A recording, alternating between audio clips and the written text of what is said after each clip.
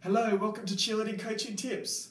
This week we're going to be talking about using positive, inclusive language at training. As coaches, or whatever we're organising in life, we want to convey a sense of success with the language that we use. I'm going to teach you some simple techniques that you can use as a coach or whatever you're doing to convey that sense of success. And as a challenge, and as a way that you can really make sure that you're using your language properly, I challenge people who run coaching, who coach their teams and use Facebook groups or any other kind of written text to write a letter to their team in this way, using this type of language, and see how successful it is. I can guarantee when you write it down on a Facebook group or something similar, then you'll be able to re-edit your writing, making sure you're using these techniques, and you'll see the benefits pay off. A harder challenge is to be able to train yourself to speak like this naturally and use it in training when you're giving general instructions. I can notice when I'm using this language and when I'm not using this language. And I can see in my athletes them conveying a sense of success or a sense of failure or a stronger sense of determination, or if they're feeling a sense of blame, depending on the language I'm using. This is an opportunity for you to learn about these language techniques and improve your own language to make sure that you are a better coach and helping your team to achieve their best.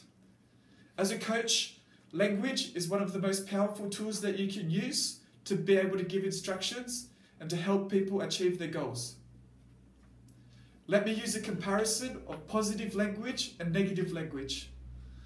So, one example of negative language is imagine a team where people aren't landing their jumps with their feet together. It's a common problem for all cheerleading teams, no matter if you're at the highest level or you're just beginning. Often people in their team will have really nice high jumps, then when their feet come down, one leg might be in front of the other, or they'll usually leave a gap about this big between their feet. You want their feet to be completely together. Now, as a coach, it's easy to say, you guys would score better if you landed with your feet together. Or next time, just make sure you land your feet together or we're going to do it again. This language is creating a sense of blame and a sense of failure, like athletes are not completing their goals. A better way how you could phrase this is to say it like this. One great thing about this team is we always land our jumps with our feet together. Now notice, even though the team did not actually land their jumps with their feet together, you're still saying one thing you love about that team is that they always land their jumps with their feet together. And you'll be very surprised if you haven't used this technique before how successful it is. When you use a sense of high modality, like always, inclusive language like we, and positive adjectives like great, students will feel a sense of success and they'll also take greater pride in the activities that they do. See this example up the top. It's about trying to encourage athletes to complete tumbling during full run-throughs at training. Now you could give a punishment like, or every time somebody doesn't do tumbling, we're going to do 10 V-snaps or something like that. And that's one tool that could be used. Here's another one that is using your language in a positive way to create a good atmosphere and create a stronger culture of success and competing hard. This is one thing about using positive language like this that conveys a sense of success, is that you actually increase the culture of your team to a successful culture. A culture where people take pride in their training and try to always achieve their best at training. Okay, let's use the example now. We will safely perform a polished routine because we always practice executing our tumbling during full run-throughs at training. Once again, you're saying that your team always executes their tumbling during full run-throughs at training. Even though they may not be at the time, you're saying it as if they always are. You're creating such a high expectation that they will do it. And you're able to create that expectation in a positive way without using any negative language. You're using descriptive words like safely. When you constantly use descriptive words like this, you will find that your team actually acts in a safer manner. We will safely, and notice will. You're using the high modality that they most definitely will. There is no other way to complete your routine but in a safe manner. We will safely perform.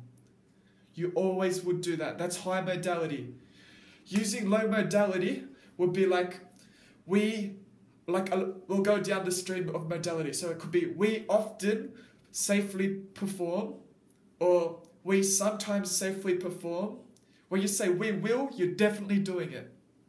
Or in the opposite example like I gave at the beginning, you guys would be so much better if you safely executed your tumbling at training. See, notice my expression on my face?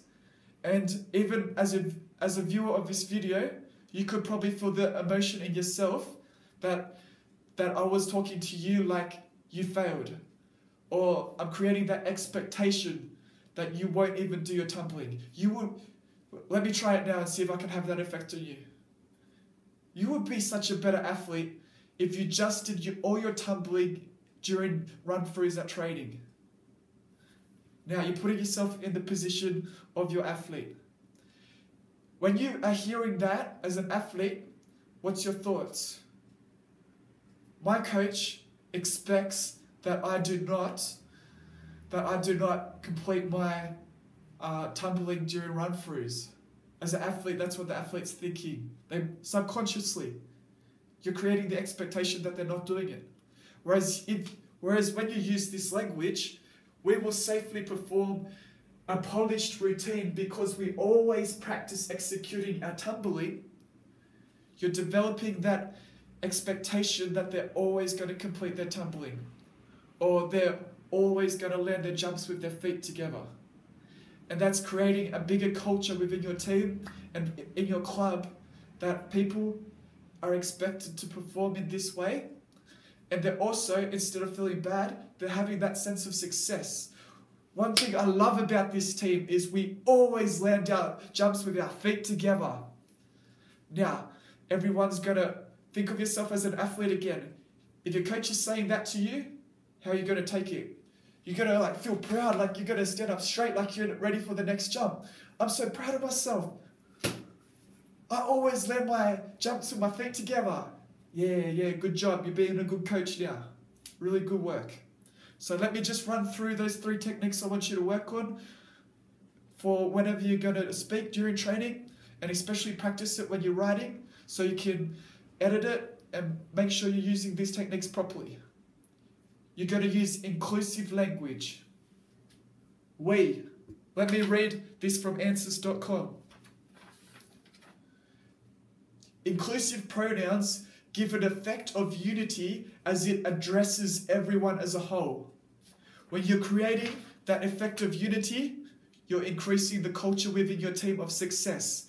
Everybody's feeling like they are successful, like they've achieved something really good. That's going to rub off on other people, and they're going to become addicted to that success. Everything they're going to do, they're going to put their best effort in. Now, the next thing, modality. We will. You're definitely going to do it. Always. You're definitely going to do it. Using this, create the expectation that these things are always achieved. We know that how you practice is how you perform. If you keep practicing well-executed things, you're going to perform well-executed things, and you're going to improve quicker. So you're always landing with your feet together. And you're using a combination of positive and descriptive adjectives. One great thing. It's great. That's a positive adjective. We will safely. That's describing how you're going to do it. You're going to do it in a safe manner. Using your language will help to create a better culture at your club. It will create a tone that creates a sense of accomplishment rather than a sense of failure, and all your athletes will be motivated to do their best and put in their best effort at training.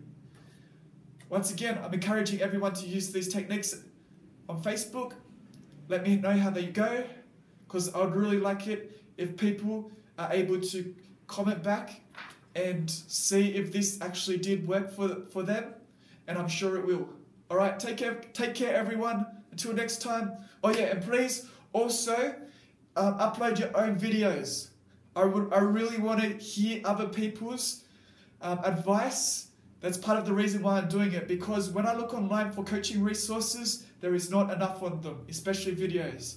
There are some things that you can read, but there's really not enough good coaching videos online, on YouTube, things like that.